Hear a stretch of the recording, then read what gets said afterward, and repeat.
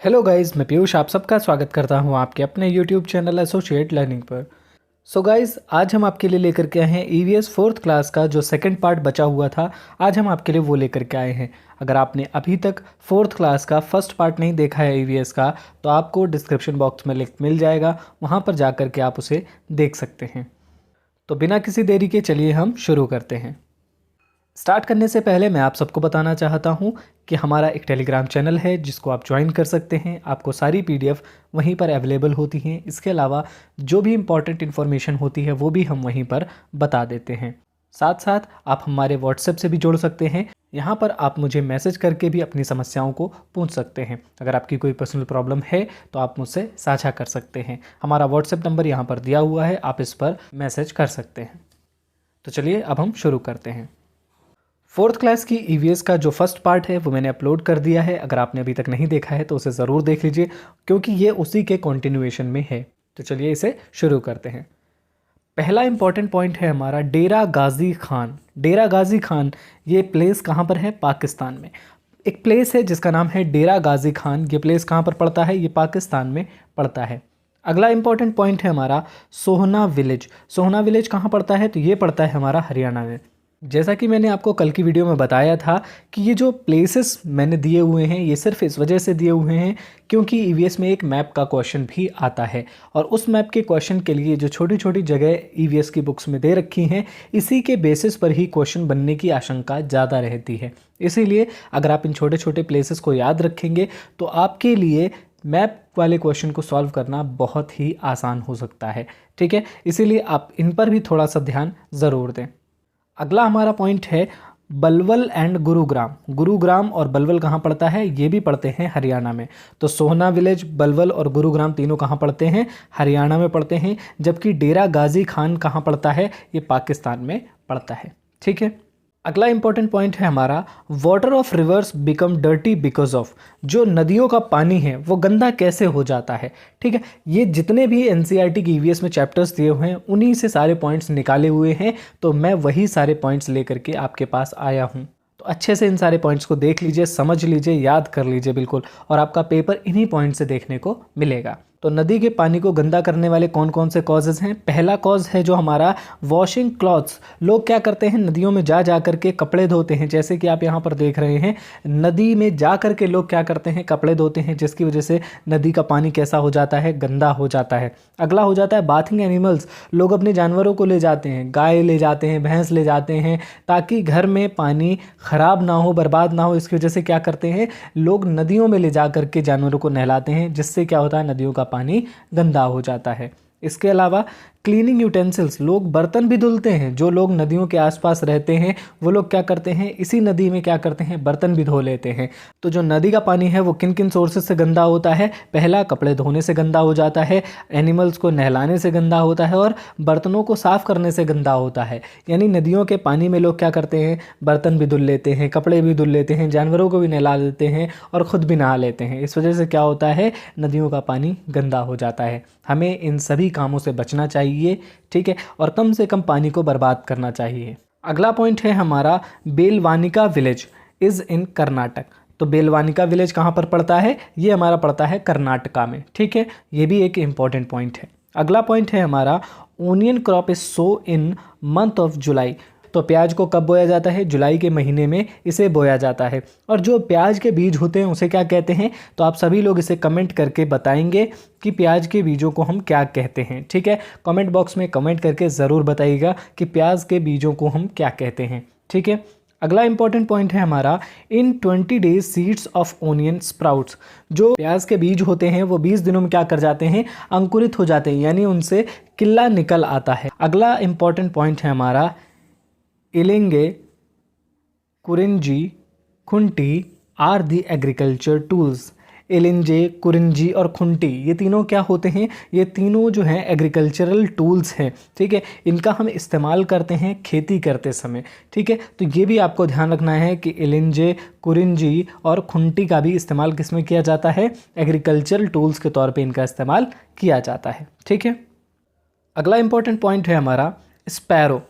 Sparrow, Dove and sunbird, ये तीन चिड़ियों के नाम दिए हुए हैं।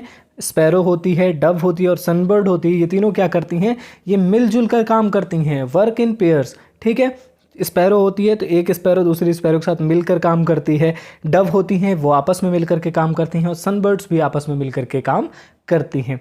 अगला इंपॉर्टेंट पॉइंट है हमारा, गीजू भाई बधेका लिव्ड इन गुजरात। गीजू भाई बधेका जो हैं वो कहाँ पर रहते हैं, गुजरात में रहते हैं। He wrote many stories for children, इन्होंने बच्चों के लिए बहुत सारी कहानियाँ लिखी हैं। किसने लिखी हैं, गीजू भाई बधेका ने। और ये कहाँ के रहने वाले हैं, ये गुजरात के रहने वाले हैं। तो ये दोनों पॉइंट इंपॉर्टेंट हैं, आपको इन्हें याद रखना है। अगला इंपॉर्टेंट पॉइंट है हमारा, in the road side there are many stones an Indian robin has laid its egg there. The nest was made of grass and in the top there are soft twigs, roots, wool hair, wool and cotton.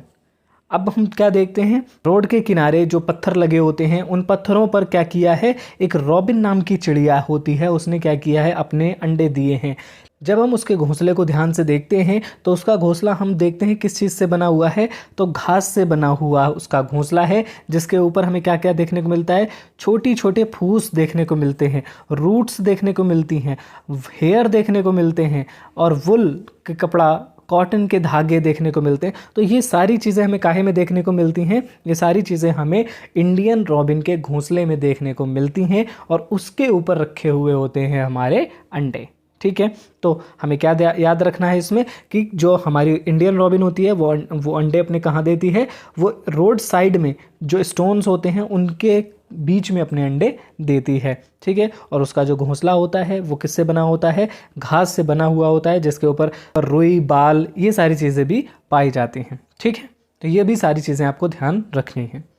अगला important point है हमारा, a crow nest is made up of all kinds of things even pieces of wires and would. जो कौवे का घोंसला होता है वो बहुत सारी चीज़ों से मिलकर बना होता है, मतलब उसको जो भी मिल जाता है वो उससे घोंसला बना लेता है। ठीक है, इसमें पीसेस ऑफ वायर, जो तार होता है, तार को भी वो अपने घोंसले में ला के रख लेता है, लकड़ी के टुकड़े होते हैं उनको भी वो घोंसले में ला के रख लेता है। तो इन सारी चीज़ों से मिल करके कौवे का घोंसला बना होता है। Crow build its nest high up on the tree. जो कौवा होता है वो अपना घोंसला कहाँ बनाता है, बिल्कुल मतलब ऊंचाई पे, पेड़ की बिल्कुल ऊंचाई पर अपना घोंसला कौन बनाता है, क्रो। ठीक है, तो क्रो के बारे में हमें 2-3 पॉइंट याद रखने हैं। जो कौवा होता है वो अपना घोंसला किसी भी चीज़ से बना लेता है, जो उसे मिल जाती है वो ला करके उसे अपने घोंसले में रख देता है। यहाँ तक कि पीसेस ऑफ वायर, तारों के टुकड़ों को भी ला कर रख देता है, लकड़ियाँ भी ला करके रख देता है। ठीक है, और अपना घोंसला वो पेड़ में सबसे ऊँचे बनाता है। अगला इंपॉर्टेंट पॉइंट है हमारा, Dove make its nest among the thorns of the cactus plant और इन द मेहंदी हेज।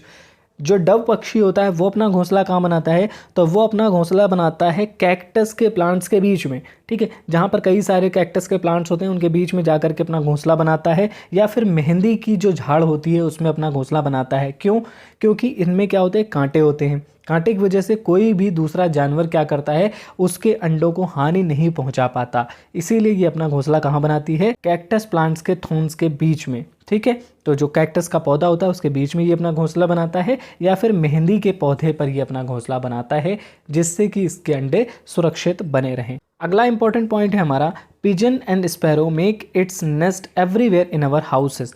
जो कबूतर होते हैं और जो चिड़िया होती है, कौन सी, गौरैया वाली। ठीक है, ये अपना घोंसला कहाँ बनाती है, ये घोंसला हमारे घर में बना लेती है। मेरे घर में भी बहुत सारी चिड़ियों ने अपने अंडे दे रखे हैं, तो आप लोगों के यहाँ भी ऐसा होता होगा। जिसके जिसके घर में चिड़ियों ने अंडे दे रखे हों या दिए हों कभी, वो कमेंट में कमेंट करके ज़रूर बताएं। ठीक है, और हमें यहाँ पर याद रखना क्या है, हमें ये याद रखना है कि जो कबूतर होता है और जो हमारी गौरैया होती है वो अपने घोंसले कहाँ रखती है, वो घरों में ही घोंसले रखती है।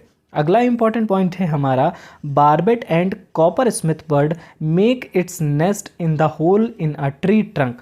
जो बार्बेट बर्ड होती है और जो कॉपर स्मिथ होती है, ये लोग क्या करते हैं, ये जैसे मान लो पेड़ है, पेड़ में क्या होता है, कोई छोटा सा छेद होता है, उसको खोद खोद के उसी में ही क्या बना लेते हैं, उसी को अंदर तक गहरा करके उसी में अपना घोंसला बना लेते हैं। ठीक है, तो आपको ये याद रखना है कि जो बार्बेट बर्ड होती है और कॉपर स्मिथ बर्ड होती है, ये क्या करती है, पेड़ में जो छोटे छोटे होल होते हैं उन्हीं में क्या करते हैं, अपना घोंसला बना लेते हैं।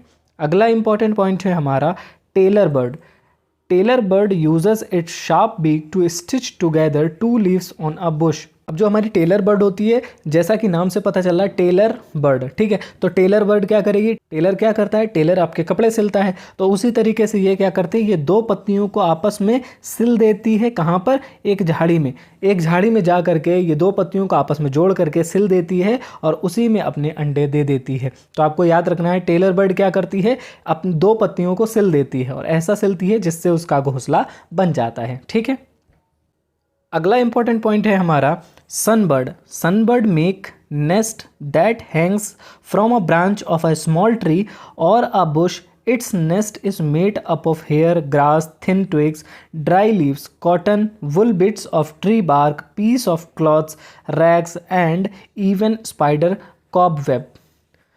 ये जो सनबर्ड होती है, ये सनबर्ड का जो घोंसला होता है वो कहाँ पर, या तो छोटे छोटे जो ट्री होते हैं उनकी ब्रांच पे लटका हुआ आपको दिख जाएगा, नहीं तो ये अपना घोंसला क्या बनाती है, झाड़ियों में जा करके बनाती है।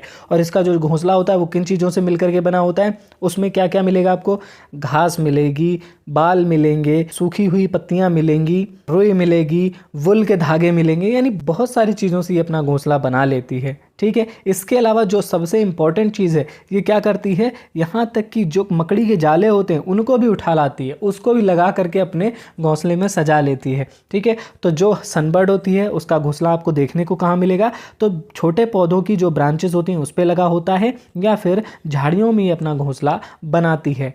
घोंसला बनाती कैसे है, तो उसको घास से, फूस होता है उससे बनाती है, कॉटन, वुल, ठीक है, बिट ऑफ ट्री बार्क, जो छाल होती है वो भी उठा लाती है, मकड़े का कोई टुकड़ा मिल जाता है उसको भी उठा लाती है, और साथ में क्या करती है, यहाँ तक कि मकड़े का जाला भी उठा लाती है। तो इसके घोंसले में हमें ये सारी चीज़ें देखने को मिल जाती हैं। अगला इंपॉर्टेंट पॉइंट है हमारा male weaver bird make beautiful woven nest. जो मेल वीवर वर्ड होती है वो क्या करती है, घोंसला वो बनाती है। फीमेल क्या करती है, आकर के female looks at all the nest and chooses one that she looks the best.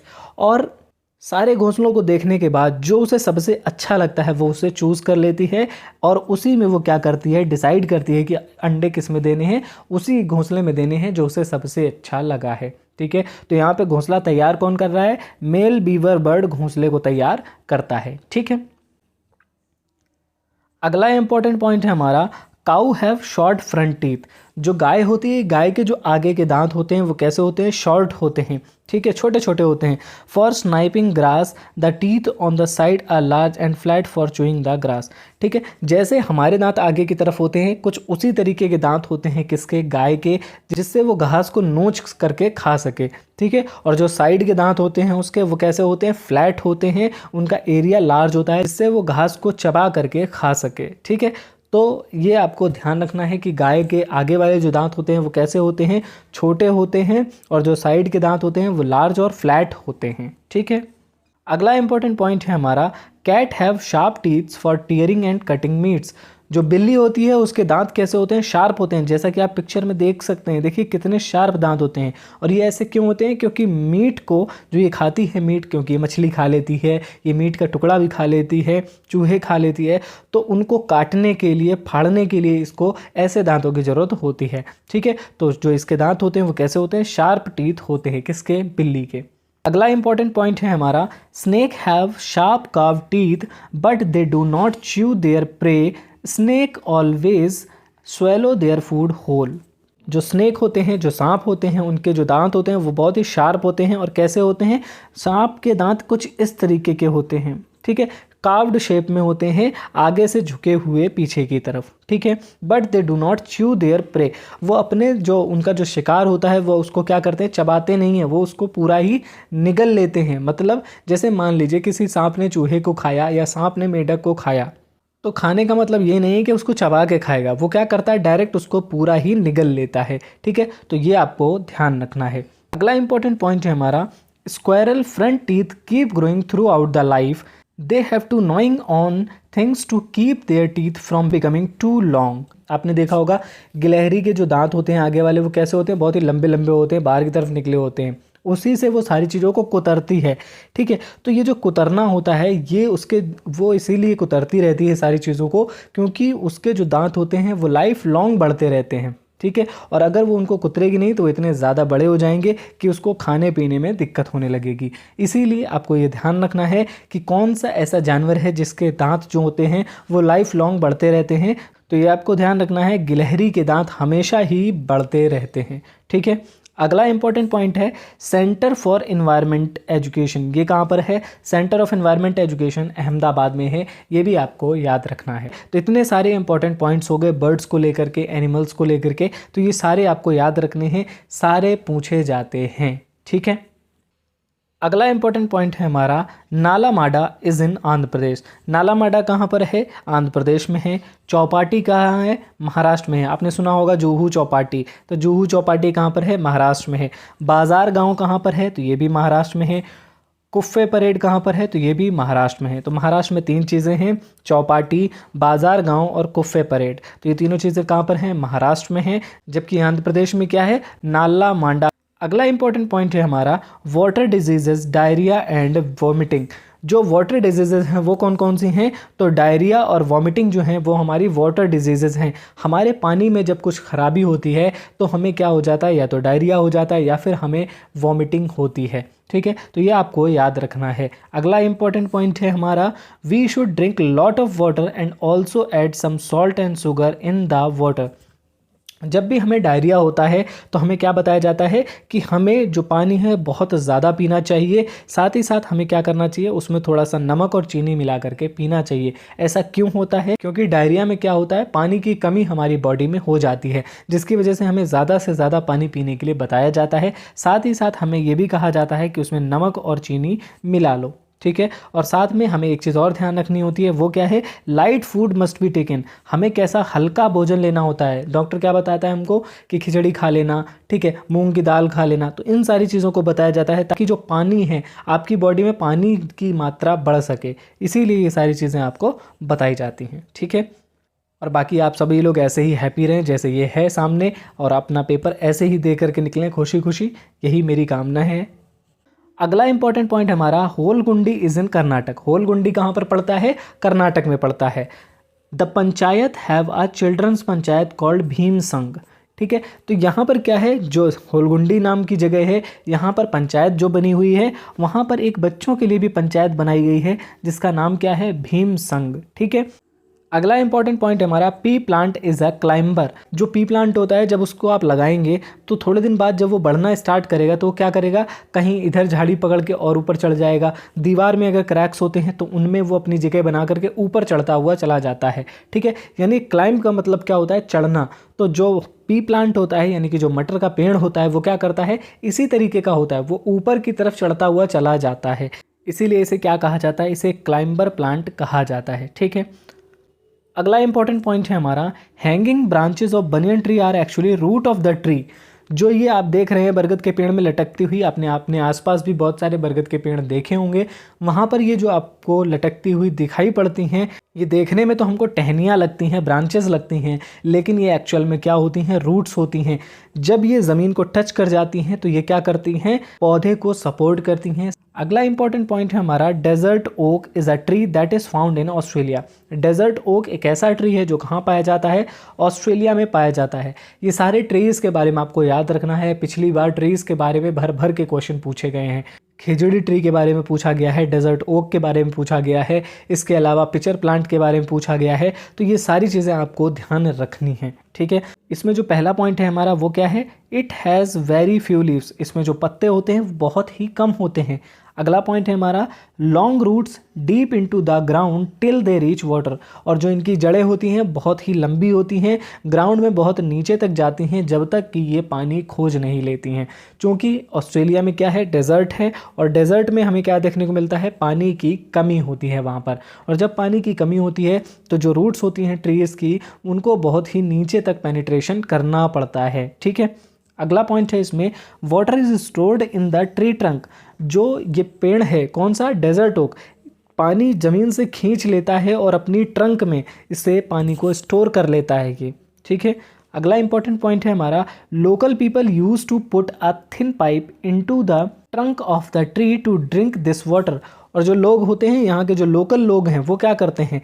एक पाइप लेते हैं पतला सा, वो इसके ट्रंक में जोड़ लेते हैं और उसके बाद इस पानी का इस्तेमाल अपने पीने के लिए करते हैं। क्योंकि ये पानी ग्राउंड वाटर होता है इसलिए बहुत ही शुद्ध होता है, तो इसका इस्तेमाल ये लोग किस में करते हैं, पीने में इसका इस्तेमाल करते हैं। ठीक है, अगला इंपॉर्टेंट पॉइंट है हमारा, festival of Bihu is celebrated in Assam. Assam में एक फेस्टिवल होता है जिसका नाम क्या है, बिहू होता है। अगला इंपॉर्टेंट पॉइंट है, Bihu is celebrated for new rice crop. जब धान की खेती पक करके घरों में आती है तब इसी टाइम पर ये फेस्टिवल ऑर्गेनाइज किया जाता है या सेलिब्रेट किया जाता है। इसका नाम क्या है, बिहू। ठीक है, बेला घर इज़ मेड फ्रॉम बम्बू। इसी बिहू के टाइम पर क्या बनाया जाता है, एक बेला घर बनाया जाता है जो किससे बना होता है, बैम्बू से बना हुआ होता है। ठीक है, और इसे क्या कहा जाता है, बिहू को माघ बिहू कहा जाता है।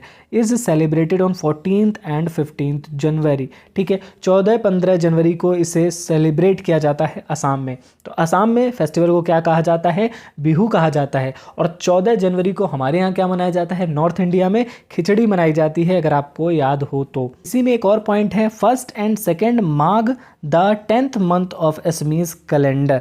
ठीक है, क्या है कि ये जो 14 जनवरी है और 15 जनवरी है, ठीक है, इसी को पहला और दूसरा कहा जाता है किस में, असमी कैलेंडर में। ठीक है, असम का जो कैलेंडर है उसमें इसको पहला दिन और दूसरा दिन कहा जाता है। कौन से महीने का, 10वें महीने का। ये बात आपको बहुत अच्छे से याद रखनी है, यानी कि 14 जनवरी का जो दिन होता है असम के कैलेंडर के हिसाब से वहाँ का 10वें महीने का पहला दिन होता है। ठीक है, ये आपको बहुत ही अच्छे से ध्यान रखना है। और वो लोग जो अपना त्यौहार मनाते हैं यानी कि बिहू मनाते हैं, वो कब मनाते हैं, 10वें महीने के पहले और दूसरे दिन मनाते हैं। लेकिन जब हम उसे कंपेयर करते हैं इंग्लिश कैलेंडर से तो हम देखते हैं वो त्यौहार कब मनाया जाता है, तो 14-15 जनवरी को ये त्यौहार मनाया जाता है। ठीक है, अगला इंपॉर्टेंट पॉइंट है इसी में, first day is called Uruka.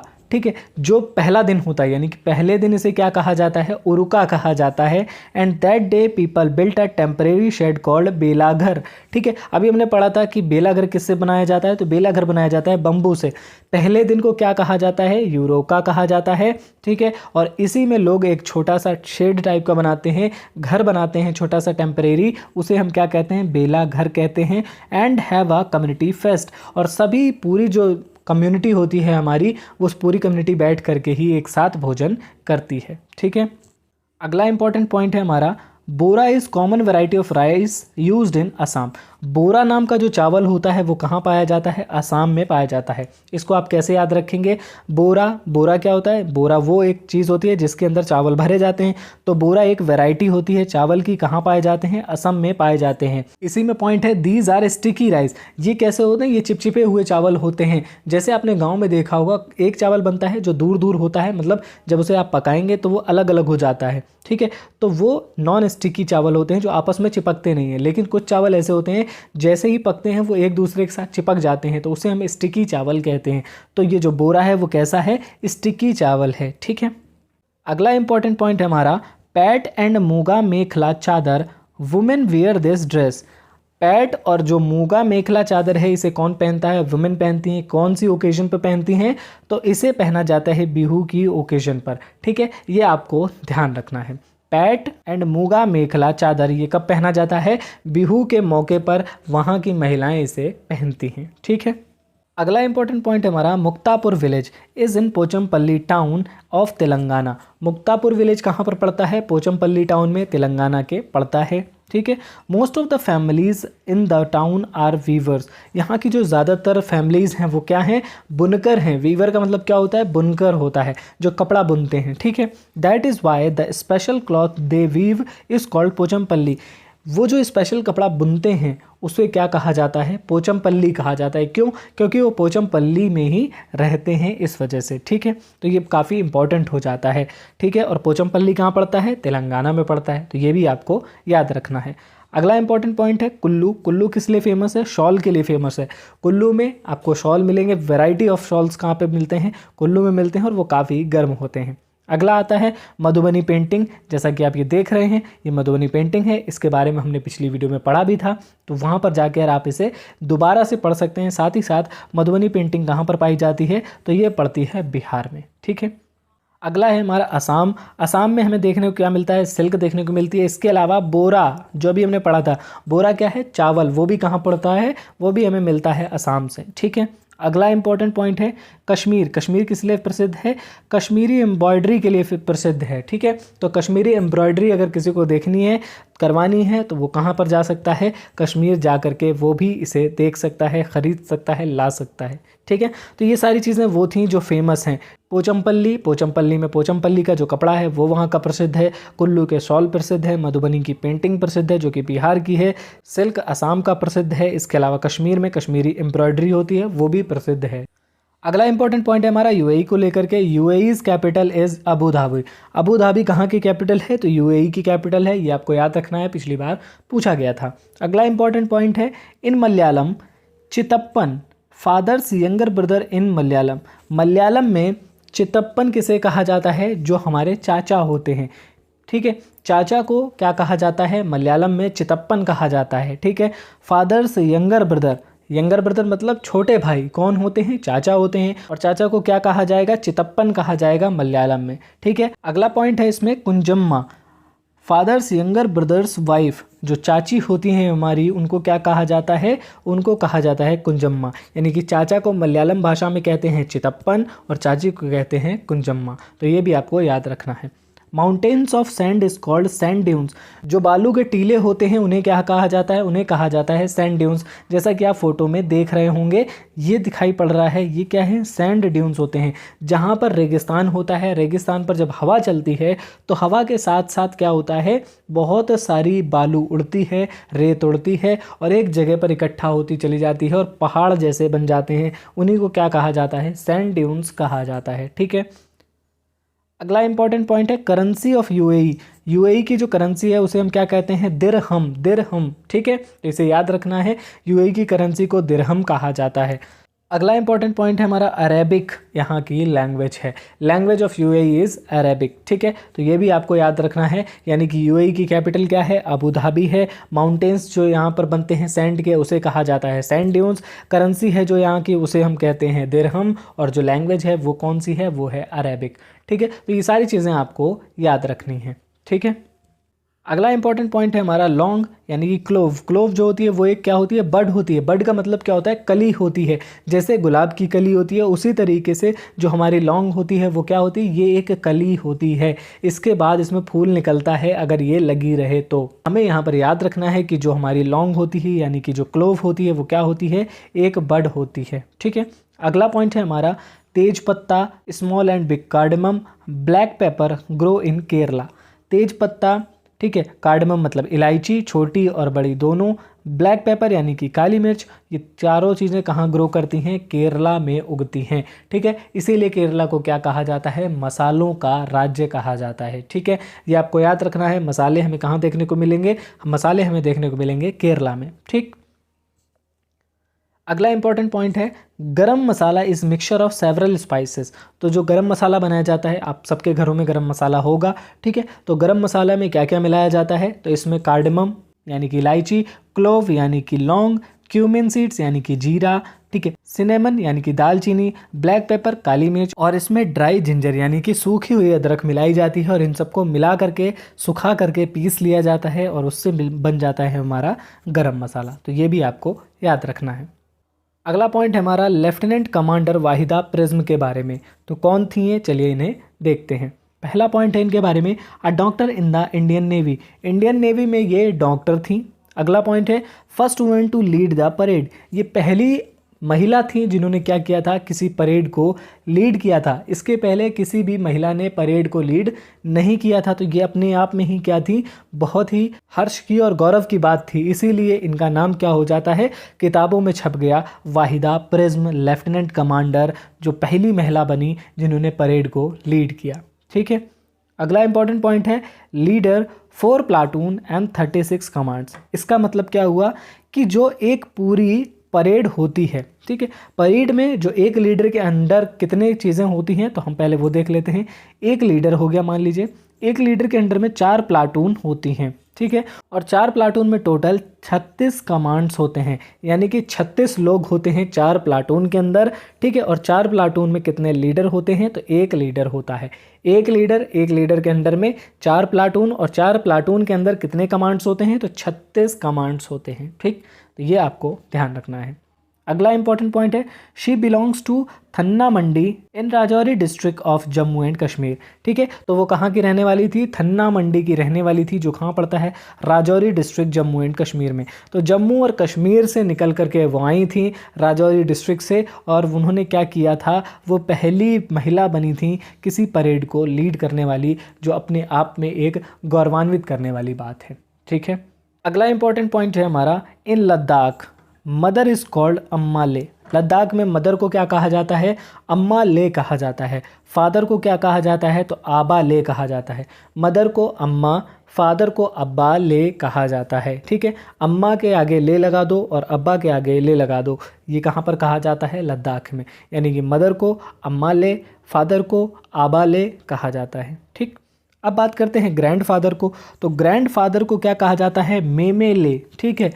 अगला इंपॉर्टेंट पॉइंट है, Gompa festival is celebrated in Ladakh. जो गोम्फा फेस्टिवल है वो कहाँ पर सेलिब्रेट किया जाता है, तो ये सेलिब्रेट किया जाता है लद्दाख में। ये सारे पॉइंट आपको याद रखने हैं, ये पिछली बार पूछे गए हैं, ठीक है। तो सारी चीज़ें जो मैंने इस पूरी वीडियो में रखी हैं वो सारी इम्पॉर्टेंट ही हैं। आपको एक एक पॉइंट को बस याद कर लेना है, अपने दिमाग में इस तरीके से बैठा लेना है ताकि वो आपको पेपर में मार्क्स बढ़ाने में मदद कर सके, ठीक है। अब 4th क्लास की जो ईवीएस की बुक है उससे मैंने कुछ इंपॉर्टेंट पॉइंट निकाले हैं पेडागोजी के लिए, तो वो क्या है, चलिए उन्हें भी देख लेते हैं। तो पहला पॉइंट जो इससे निकला है वो है discourage punishment in the school. School में जो पनिशमेंट है उसको क्या किया जाए, हतोत्साहित किया जाए, ठीक है। हतोत्साहित का मतलब क्या होता है, उसे रोका जाए, कम किया जाए, ठीक है। तो पनिशमेंट जो बच्चों को देते हैं, जैसा कि आपने स्किनर की थ्योरी में भी पढ़ा होगा, ठीक है।